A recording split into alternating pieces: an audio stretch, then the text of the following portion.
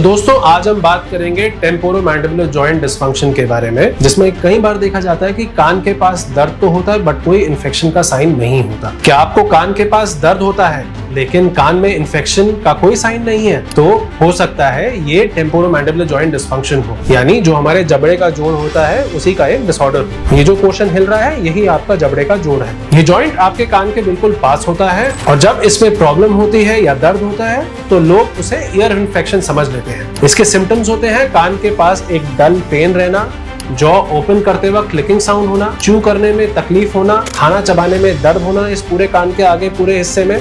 ये दर्द कई बार पूरा सर में भी पूरा घूम सकता है और गर्दन की तरफ में भी आ सकता है। कई लोग बिना चेकअप कराए कान की ड्रॉप्स डालना शुरू कर देते हैं, एंटीबायोटिक्स खाना शुरू कर देते हैं और कई सारी ऐसी चीजें करते हैं जो बिल्कुल गलत रहती हैं। ये जबड़े का जोड़ कान से जरूर रिलेटेड है, कान के पास जरूर स्थित है, पर एक्चुअल में ये एक मस्कुलोस्केलेटल इशू है। ईएनटी स्पेशलिस्ट जॉ एग्जामिनेशन करता है और सिवियर केसेस में एमआरआई स्कैन की भी जरूरत पड़ सकती है। सिंपल एक्सरे से भी कई बार देखा जा सकता है कि क्या इस जॉइंट की मूवमेंट सही है या नहीं। अब जानते हैं कि ये क्यों हो सकता है। कई बार ये चोट लगने की वजह से भी होता है, कई बार किसी गलत पोजीशन में पोस्चर में लेटने की वजह से, जिससे यहाँ प्रेशर रह जाए हाथ का, जिसकी वजह से कॉन्ट्रालैटरल साइड में चोट लग सकती है।